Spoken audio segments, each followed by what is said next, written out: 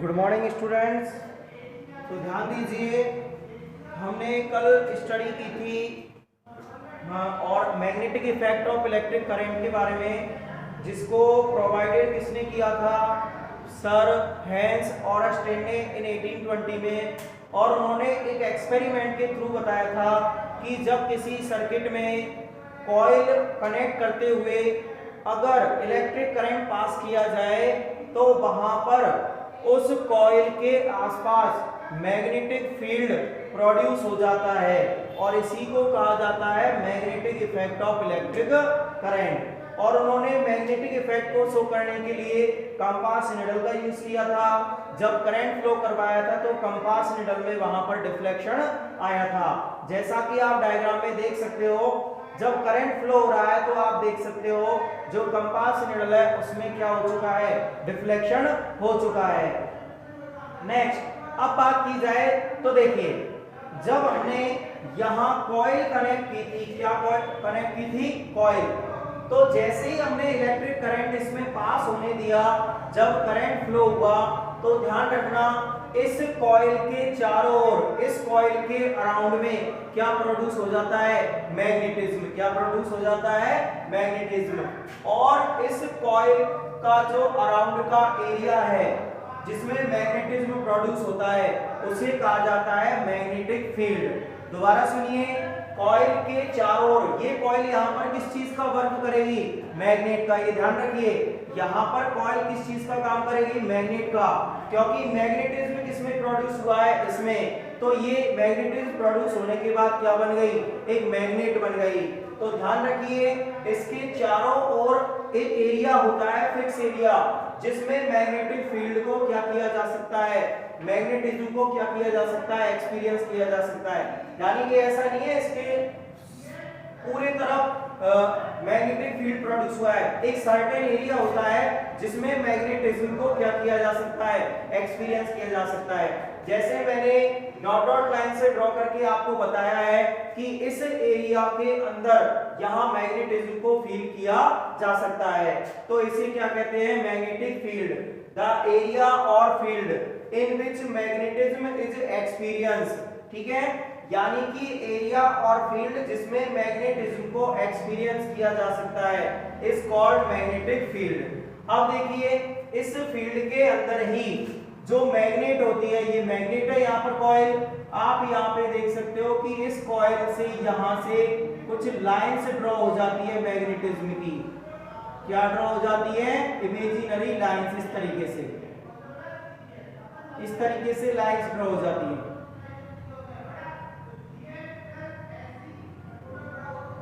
इस कॉइल के या इस मैग्नेट के चारों ओर इस तरीके से लाइंस ड्रॉ हो जाती हैं। ये इमेजिनरी लाइंस होती हैं, रियल में ये ड्रॉ नहीं होती हैं, ओनली इमेजिन होती हैं। तो इन इमेजिनरी लाइंस को क्या कहा जाता है? Magnetic field lines. तो देखिए क्या बताया था मैंने? The imaginary lines drawn around the magnet. Magnet के चारों ओर इमेजिनरी लाइंस ड्रॉ हो जाती हैं जो कि रिप्रेजेंट करती है किस चीज को? मैग्नेटिक फील्ड को। वो उन्हें हम क्या कहते हैं? Magnetic field lines. तो समझ में आया?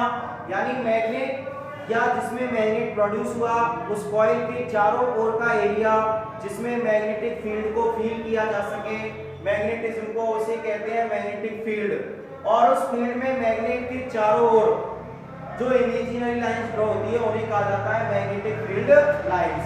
नेक्स्ट आता है मैग्नेटिक करंट। तो देखिए, the flow of magnetic field, क्योंकि जब भी करंट वर्ड आता है उसका मतलब क्या होता है? फ्लो। मैग्नेटिक लिखा हुआ है तो किस चीज का फ्लो? मैग्नेटिक फील्ड का। ड्यू टू इलेक्ट्रिक करंट, कौन की वजह से? इलेक्ट्रिक करंट की वजह से। Is called magnetic current. उसे हम क्या कहेंगे? Magnetic current. अब देखिए, मैंने आपको बताया था इलेक्ट्रिक करंट की डायरेक्शन जो होती है वो होती है पॉजिटिव टू नेगेटिव, लेकिन मैग्नेटिक के जो पोल्स होते हैं वो होते हैं नॉर्थ और साउथ। तो मैग्नेटिक करंट की जो डायरेक्शन होती है वो होती है नॉर्थ टू साउथ। तो पहले आप इनको लिख लीजिए, लिख लिया होगा वैसे आपने।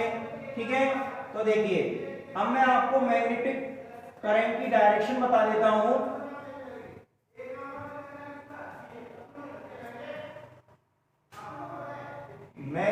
the direction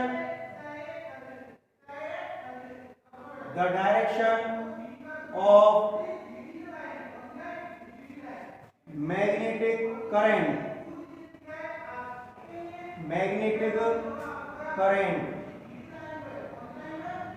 is north to south pole, north to south pole, ये होती है मैग्नेटिक करंट की direction.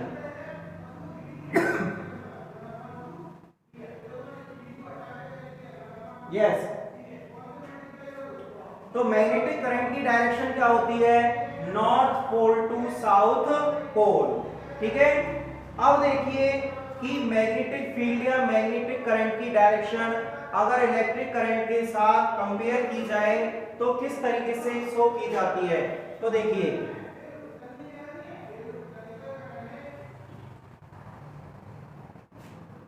Laws for to show the direction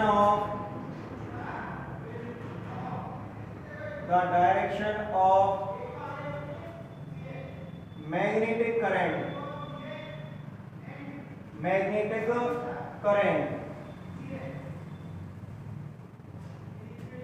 ठीक है। फर्स्ट लॉ होता है right hand cork screw law. तो देखिए, एक राइट हैंड का कॉर्क स्क्रू हम लेंगे तो वो किस तरीके से मैग्नेटिक करंट और इलेक्ट्रिक करंट की डायरेक्शन को शो करेगा। तो देखिए,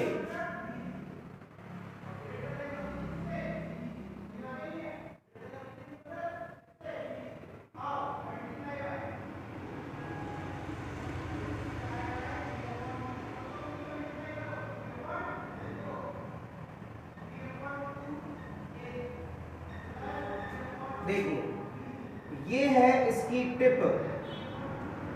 ठीक है, तो देखिए इसमें क्या किया जाता है, इस कॉर्क को उस तरीके से रोटेट किया जाता है कि इसमें जो टिप है, क्या है टिप, ये किसकी डायरेक्शन को बताती है, किसकी डायरेक्शन को शो करती है, इलेक्ट्रिक करंट की डायरेक्शन को। कौन की डायरेक्शन को?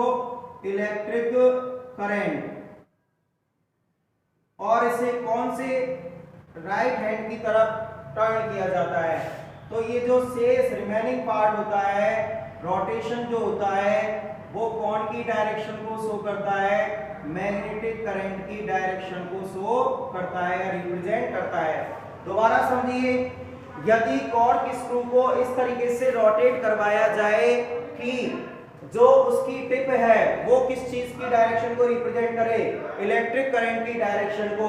तो ध्यान रखिए, जो कॉर्क की रोटेशन की डायरेक्शन है वो मैग्नेटिक करंट की डायरेक्शन को रिप्रेजेंट करती है। तो देखिए लिखेंगे कैसे, इसकी थ्योरी क्या होगी? If we rotate the screw in such a way that the tip of screw represents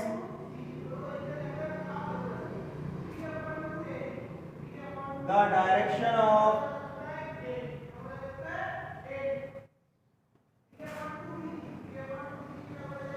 electric current,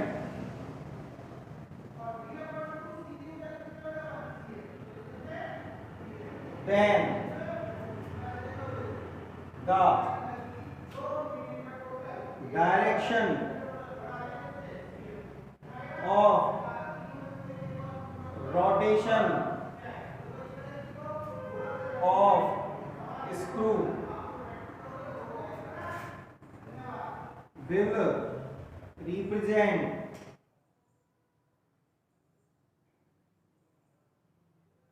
the direction of magnetic current, magnetic current.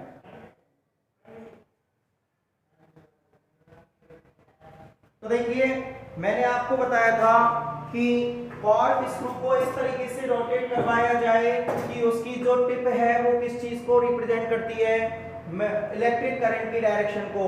तो जो उसकी रोटेशन की डायरेक्शन है वो मैग्नेटिक करंट की डायरेक्शन को रिप्रेजेंट करती है। इफ वी रोटेट, यदि हम रोटेट करते हैं द स्क्रू को in such a way that the tip of the screw, की स्क्रू की जो टिप है वो रिप्रेजेंट करती है किस चीज को, डायरेक्शन ऑफ इलेक्ट्रिक करंट को। तो direction of rotation of screw, तो स्क्रू के रोटेशन की जो डायरेक्शन है वो किस चीज को रिप्रेजेंट करेगी, डायरेक्शन ऑफ मैग्नेटिक करंट को। लिख लीजिए, बहुत ही इंपॉर्टेंट लॉ है।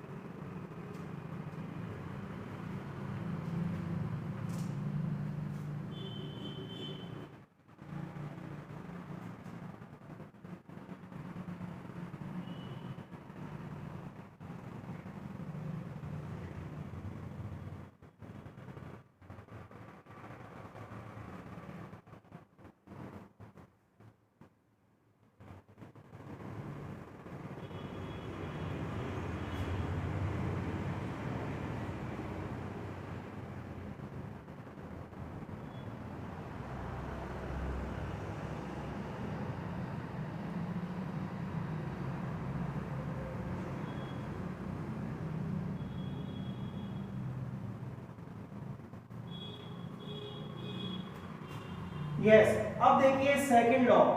सेकंड लॉ जो है वो है राइट हैंड थंब लॉ। देखिए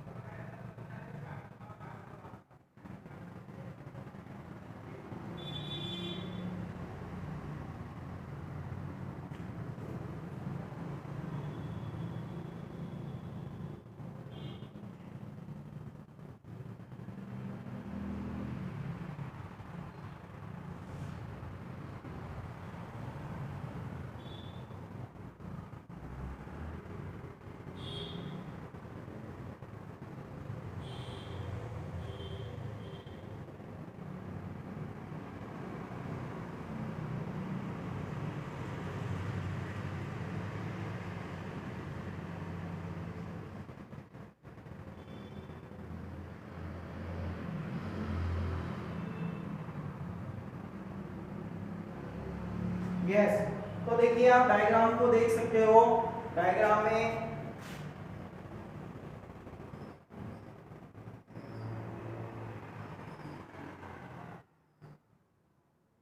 डायग्राम में आप देख सकते हो कि अगर एक वायर को कंडक्टर वायर को राइट हैंड से इस तरीके से होल्ड किया जाए, राइट हैंड से किसी कंडक्टर वायर को इस तरीके से होल्ड किया जाए कि उसका जो थंब है वो किस चीज की डायरेक्शन को रिप्रेजेंट करता हो, इलेक्ट्रिक करंट की डायरेक्शन को। तो जो कर्ल्ड फिंगर्स होगी वो मैग्नेटिक करंट की डायरेक्शन को रिप्रेजेंट करेगी। तो ये है second law. If we hold a current carrying conductor wire y right hand in such a way, इस तरीके से that the thumb represents the direction of magnetic current,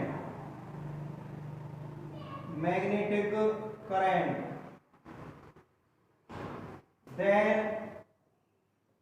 the curled fingers will represent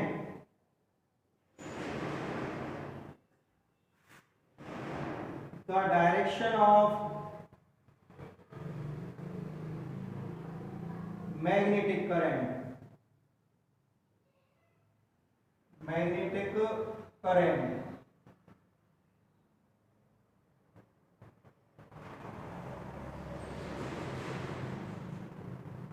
ठीक है।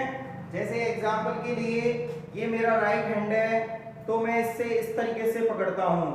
तो देखिए यहां पर जो मेरा ये थंब है वो किस चीज को रिप्रेजेंट करेगा, इलेक्ट्रिक करंट की डायरेक्शन को, और जो मेरी कर्ल्ड फिंगर्स हैं वो मैग्नेटिक करंट की डायरेक्शन को रिप्रेजेंट करती है।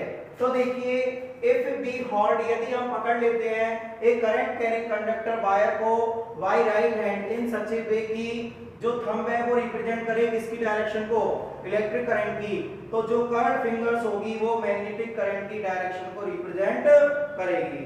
यस, ड्रॉ कर लीजिए और लिख लीजिए इस लॉ को, बहुत ही इंपॉर्टेंट लॉ है ये दोनों। उसके बाद का टॉपिक हम कल देखेंगे।